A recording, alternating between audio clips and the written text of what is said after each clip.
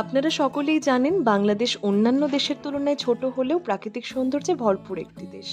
প্রকৃতি যেখানে আমিও সেখানে। তাই তো একটা দিন প্রকৃতিকে উপভোগ করব বলে চলে গিয়েছিলাম বাংলাদেশের অ্যামাজনে। অবাক হলেন? ঠিকই ধরেছেন, আমি রাতারগুলের কথাই বলছি। আজ আপনাদের ঘুরিয়ে দেখাবো রাতারগুল, আর সঙ্গে থাকবে কিছু তথ্য। এই রাতারগুল জলাবন বাংলাদেশের একমাত্র মিঠা পানির জলাবন এবং এটি একটি বন্যপ্রাণী অভয়ারণ্য। এটি সিলেটের গোয়াইনঘাটে অবস্থিত।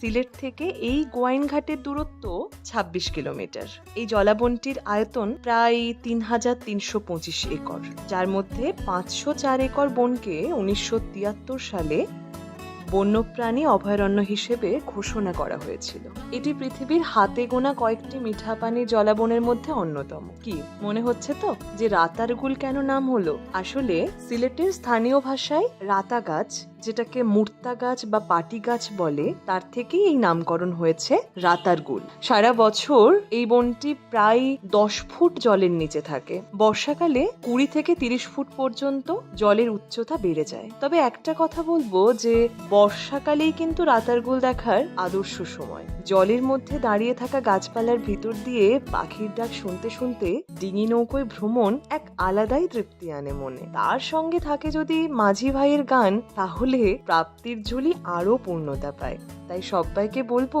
সিলেট গেলে অবশ্যই একদিন রাতারগুল যাবেন। পাথরে নগরে তাই তো আইলাম সিলেটে, তাই তো আইলাম সিলেটে, মন বসে না শহরে, ইট পাথরে নগরে তাই